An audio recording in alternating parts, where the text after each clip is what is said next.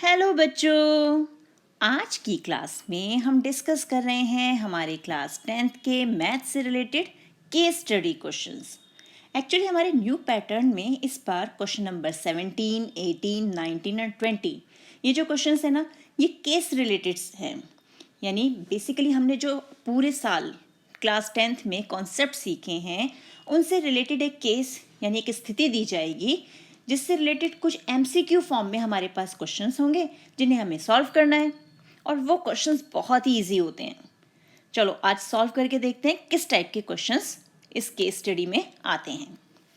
तो स्टार्ट करते हैं हमारा क्वेश्चन नंबर 17। ये जैसे आप देख रहे हो सेक्शन 2 में हमारे केस स्टडी से रिलेटेड क्वेश्चंस होंगे और क्वेश्चन नंबर 17 to 20 जो हैं वो हमारे केस स्टडी बेस्ड क्वेश्चन हैं, जिसमें हर क्वेश्चन के 5 पार्ट्स होंगे, जिसमें से हमें 4 सब पार्ट्स यानी जो नीचे 5 हमें पार्ट दिए जाएंगे उसमें से कोई भी 4 पार्ट हमें अटेम्प्ट करने हैं। और हर सब पार्ट जो है वो 1 मार्क का है। हर उसका जो सब पार्ट है उसका 1 नंबर है। यानी जो 17, 18, 19, 20 है ये सारे क्वेश्चन 4-4 नंबर के हमारे क्वेश्चंस हैं। तो क्वेश्चन नंबर 17 जैसे यहाँ दिया हुआ है, Raman is stitching a kite shaped patch on A cushion cover. Few questions came to his mind while stitching the patch. Give answers to his question by looking at the figure. और हिंदी में क्या है ये? हिंदी में है, रमन एक तकिए के कवर पर पतंग के आकार के कपड़े के टुकड़े को सिलना चाहता है। उसके मन में पतंग के आकार के कपड़े को सिलते समय कुछ प्रश्न आए। आकृति को देखकर उसके प्रश्नों के उत्तर दीजिए। अब ये है वो तकिए का कवर जिस पर वो टुकड़े यानी पैच लगाना चाहता है। तो उसने काइट की शेप में, पतंग की शेप में, यानी ये हमारी शेप है पतंग की, इस शेप में पैच लगाने हैं। अब इसको देखकर ये हमारी हो गई कि हमारा केस यानी एक स्थिति जिससे रिलेटेड अब हमें क्वेश्चंस दिए जाएंगे। तो अब सबसे पहला क्वेश्चन क्या है, रमन ने सफेद धागे को परस्पर कितने माप के कोण पर सिला। यानी अगर वो वाइट थ्रेड से स्टिचिंग कर रहा है तो उसके बीच में एंगल कितने डिग्री का बनेगा, यानी एंगल जो है वो कितने डिग्री का है। तो अब यहाँ सबसे ज़रूरी चीज़ क्या है, क्योंकि हम सारी शेप सीख चुके हैं, तो ये हमारी कौन सी शेप है जो हमने क्वाड्रिलेटरल यानी चतुर्भुज में सीखी। काइट शेप, पतंग बना रहे तो पतंग की शेप है, और पतंग की शेप में ये जो वाइट थ्रेड है यानी ये जो हमारे सफ़ेद धागे हैं, ये किस जो हमारी पतंग होती है वो कुछ इस तरह से होती है, और उसके ये जो हैं ये हो गए डायगोनल यानी विकर्ण। और विकर्ण कितने डिग्री के एंगल पर होते हैं, ये हमारे कितने डिग्री का एंगल है, ये 90 डिग्री का। तो ऑप्शन सी जो है वो हमारा करेक्ट ऑप्शन हो गया। तो हम ऑप्शन सी को टिक कर देंगे। नेक्स्ट क्वेश्चन क्या है, पतंग के ऊपरी भाग में बने 2 छोटे त्रिभुजों के लिए कौन सी समरूपता कसौटी उपयुक्त होगी। यानी जो हमारी ये काइट है इसके अपर पार्ट में जो छोटे 2 ट्राइंगल्स बने हुए हैं, एक ये और एक ये, अगर हम इसमें सिमिलरिटी क्राइटेरिया लगाएंगे तो कौन सा लगाएंगे। अब भाई हमने देखा कि यहाँ पर ये जो एंगल हैं ये हैं 90 डिग्री के, तो ये हो गया हमारा राइट एंगल ट्राइंगल यानी समकोण त्रिभुज। और जहाँ हमें समकोण त्रिभुज मिल जाता है तो हम कौन सी प्रॉपर्टी यूज़ करते हैं, RHS, right angle, hypotenuse and side. तो RHS की प्रॉपर्टी हम यहाँ पर यूज़ करेंगे। तो option A is the correct answer. देख रहे हो कितने आसान क्वेश्चन है जो हमारे केस से रिलेटेड है। नेक्स्ट है, sides of 2 similar triangles are in the ratio 2:9. The corresponding altitudes of these triangles are in the ratio, यानी अगर हमारे जो 2 ये सिमिलर ट्राइंगल्स हैं, समरूप त्रिभुज जो है, इनकी संगत भुजाओं का अनुपात 2:9 है, तो उसके जो संगत शीर्ष लंब है उनका अनुपात क्या होगा। अब जब हमारे 2 त्रिभुज 2 ट्राइंगल सिमिलर हो गए, समरूप हो गए, तो जो उनकी साइड्स का रेशो है वही हमारी बाकी चीज़ों का भी रेशो हो जाता है। तो यहाँ पर हमारा रेशो क्या आ जाएगा, 2:9 का ही। तो ये भी हमारा ऑप्शन कौन सा हो गया, option B is the correct answer. अब नेक्स्ट पार्ट देखें। नेक्स्ट पार्ट क्या है, triangles stitched at the tail of the kite are congruent to each other and are similar to the lower part of the kite in the ratio 2:9. If one side of the smaller triangle is 4 centimeter, then the corresponding side of the kite lower triangle will be, यानी हमें क्या करना है, हमें ये बोला गया है कि पतंग की डोर पर बने त्रिभुज परस्पर सर्वांग सम है एवं 2:9 के अनुपात में पतंग के निचले भाग के समरूप हैं। यदि छोटे त्रिभुजों की एक भुजा 4 सेंटीमीटर है तो पतंग के निचले भाग के त्रिभुज की संगत भुजा की लंबाई क्या होगी। तो अब हम एक बार फिर से अपनी फिगर देखते हैं। वो कह रहे हैं ये जो त्रिभुज है पतंग की टेल पे, यानी यहाँ जो डोरी पर बने हुए त्रिभुज हैं, ये सर्वांग सम है, कॉन्ग्रुएंट है, यानी बिल्कुल इनकी साइड्स, इनके एंगल सब कुछ इक्वल हैं।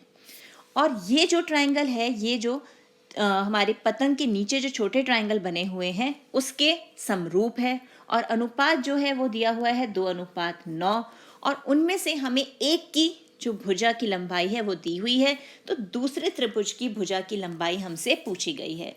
तो अब हमें उस त्रिभुज की भुजा की लंबाई निकालनी है। अगर छोटे त्रिभुज की भुजा जो है वो 4 सेंटीमीटर है, यानी ट्रायंगल की लेंथ जो है एक साइड वो 4 सेंटीमीटर है। तो अब इसे कैसे कैलकुलेट करेंगे हम। अब हम ये मान लेते हैं कि एक तो ट्रायंगल हमारा ये हो गया, इसको नेम दे देते हैं हम ABC, ये त्रिभुज ABC हो गया, और एक और त्रिभुज ले लिया हमने DEF, और ये दोनों समरूप हैं यानी सिमिलर हैं। सिमिलर है तो कॉरस्पॉन्डिंग साइड्स का रेशो सेम होगा, और वो रेशो हमें क्या दिया हुआ है कि AB/DE जो है वो 2:9 यानी 2/9 है, 2/9 हो गया। अब इसमें से एक ट्रायंगल की साइड हमें दी हुई है, हम मान लेते हैं AB, यानी जो छोटा ट्रायंगल है उसकी साइड हमें 4 सेंटीमीटर दी हुई है, हमें DE यानी इसकी लेंथ निकालनी है। तो ये लिख लेते हैं हम 4/DE इज इक्वल टू 2/9। तो अब यहाँ से हम DE कैलकुलेट कर सकते हैं। 4, 2 नीचे आ गया और 9 चला गया ऊपर, तो 2 2 ज़ा 4, 2 दूनी 4, और यहाँ 9 दूनी 18, यानी 18 सेंटीमीटर जो है वो हमारा आंसर आ गया। तो हम 18 सेंटीमीटर यानी ऑप्शन सी को टिक कर देंगे, ये हमारा करेक्ट आंसर है। तो ये भी हो गया। आप देखते हैं 5th पार्ट। वैसे तो हमें इसमें से कोई भी 4 पार्ट करने हैं, लेकिन अभी हम 5 पार्ट सॉल्व कर रहे हैं, जिससे जो भी 4 हमें बेस्ट आते हों, जो हमें लगता है कि हाँ बिल्कुल सही होंगे, हम वो 4 अटेम्प्ट कर सकते हैं एग्जाम टाइम में। अब 5th क्वेश्चन है, what is the area of the kite formed by 2 perpendicular strings of length 8 and 12 centimeter।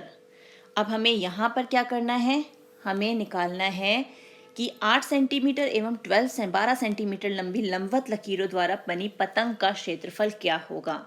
तो सिंपली हमें क्या करना है, यहाँ पर एरिया वाला अपना फॉर्मूला लगा देना है, यानी हाफ इंटू जो हमारा एक विकर्ण डायगनल है 8 और दूसरा डायगनल यानी 12 यानी दूसरा विकर्ण, इसको हल करेंगे तो हमारे पास कितना आ गया 48 centimetre square.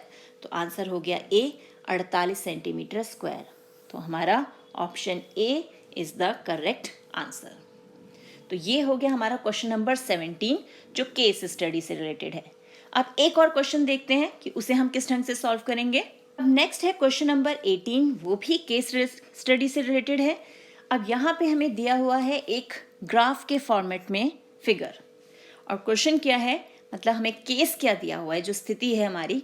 Karan went to the lab near to his home for COVID-19 test along with his family members. The seats in the waiting area were as per the norms of distancing during this pandemic, as shown in the above figure. His family member took their seats surrounded by red circular area. तो जो हमने यहाँ पे graph दिया हुआ है वो क्या है कि करण जो है वो अपने फैमिली के साथ COVID-19 की जांच कराने गया प्रतीक्षा स्थान पर, क्योंकि अभी उनका नंबर नहीं आया था तो वो वेटिंग एरिया में बैठे थे। तो उनका स्थान इस महामारी की दूरी के नियमों के अनुरूप था कि भैया सोशल डिस्टेंसिंग बनाकर बैठना है। तो उसके परिवार के सदस्य लाल क्षेत्र द्वारा बने स्थान पर बैठे हैं, यानी इस फिगर में जहाँ जहाँ ये रेड हमारे बने हुए ना, ये रेड सिंबल्स जो हैं वो उसके फैमिली मेंबर्स कहाँ कहाँ बैठे हैं वो बताया गया है कि ये नीना है, ये करण है, ये बीनू है और ये है आकाश। अब इस स्थिति को देखते हुए, इस केस को पढ़ने के बाद अब हमें क्वेश्चन सॉल्व करने हैं जो हमें यहाँ दिए हुए हैं। फर्स्ट पार्ट है considering A as the origin what are the coordinates of A. A जो है ये पॉइंट अगर हमारा ओरिजिन है, मूल बिंदु है, तो इसके कोऑर्डिनेट यानी निर्देशांक क्या होंगे। तो मूल बिंदु के निर्देशांक तो हमें पता है क्या होते हैं, 0,0। तो हमारा ऑप्शन कौन सा हो जाएगा, मूल बिंदु के निर्देशांक आ गए 0,0। नेक्स्ट क्वेश्चन है, नीना और करण के बीच दूरी क्या है। अब देखते हैं हमारी नीना कहाँ बैठी है और करण कहाँ बैठा है। तो ये रही नीना, तो यहाँ है नीना। तो नीना के कोऑर्डिनेट्स देख लेते हैं पहले। नीना के कोऑर्डिनेट पहले एक्स पे देखा तो 3 यानी 3, और वाई पे देखें तो ये हो गया 6, क्योंकि ये हमारा एक्स कोऑर्डिनेट हो गया और ये हो गया वाई।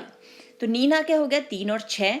और करण का देखें तो करण का एक्स पे है 6 और वाई पे 5। तो ये आ गया। अब इन दोनों के बीच की दूरी निकालनी है, यानी डिस्टेंस निकालना है। और जैसे डिस्टेंस या दूरी आ रही है कोऑर्डिनेट्स के बीच में, तो हमें क्या यूज करना है, हमारा निर्देशांक, जो दूरी निर्देशांक से हम जो दूरी निकालते हैं वो दूरी सूत्र। तो वो हमारा क्या होता है, x2 minus x1 square plus y2 minus y1 square और इसका स्क्वायर रूट यानी वर्गमूल। सीधे सीधे वैल्यूज पुट करते हैं। ये है 6 माइनस 3 इसका स्क्वायर प्लस 5 माइनस 6 का होल स्क्वायर और ये हो गया स्क्वायर रूट। इसको सॉल्व करें तो अंदर बचेगा 3 स्क्वायर प्लस माइनस 1 का स्क्वायर, यानी 9 जमा 1। तो कितना आ गया, √10 यूनिट्स, या हम कह सकते हैं √10 इकाई। तो हमारा कौन सा ऑप्शन सही हो गया यहाँ पर, ऑप्शन सी। तो नीना और करण के बीच की दूरी क्या है, √10 इकाई। अब नेक्स्ट क्या है, आकाश के बैठने के स्थान के निर्देशांक क्या हैं, यानी आकाश किस कोऑर्डिनेट पे बैठा हुआ है, उसका सिटिंग कोऑर्डिनेट्स क्या हैं। तो सबसे पहले हम फिगर में देखते हैं आकाश कहाँ है। आकाश ये रहा, इसके कोऑर्डिनेट्स चेक करें तो x पे है 2 और y पे कितना है, y पे है ये 3, तो 2,3। तो आंसर क्या आ गया हमारे पास, what are the coordinates of the seat of Aakash, it is option A 2,3, यानी 2,3 जो है हमने उसे टिक कर दिया। नेक्स्ट है, what will be the coordinates of a point exactly between Akash and Binu where a person can be seated, यानी आकाश और बीनू के बीच में वो बिंदु कौन सा होगा जिसमें एक व्यक्ति बैठ सके, यानी बिल्कुल बीचों बीच। तो अब देखिए पहले आकाश और बीनू कहाँ बैठे हुए हैं। तो यहाँ देखते हैं, ये रहा आकाश और ये रहा बीनू। आकाश के कोऑर्डिनेट्स तो हमारे पास है निर्देशांक 2,3। बीनू के भी देख लेते हैं, बीनू का है 5 और y पे कितना है, y पे है 2।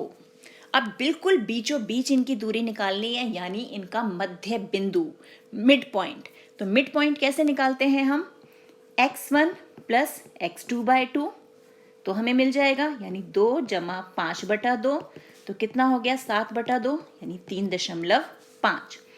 y1 प्लस y2/2, तो y1 कितना है हमारा 3 जमा और y2 2/2, यानी 5.2, 2.5।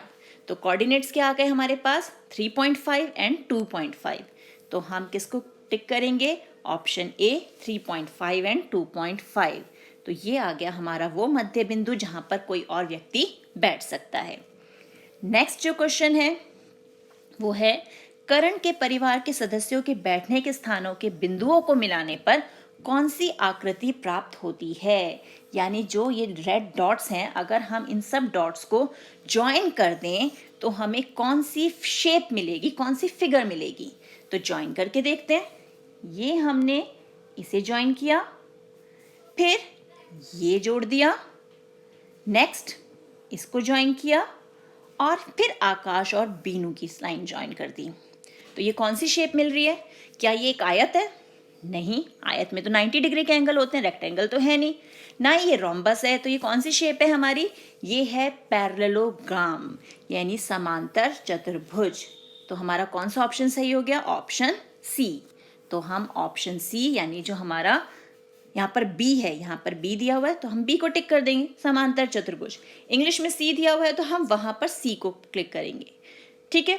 तो ये है हमारे केस स्टडी से रिलेटेड 2 एग्जाम्पल्स। नेक्स्ट वीडियो में हम केस स्टडी से रिलेटेड कुछ और क्वेश्चंस डिस्कस करेंगे।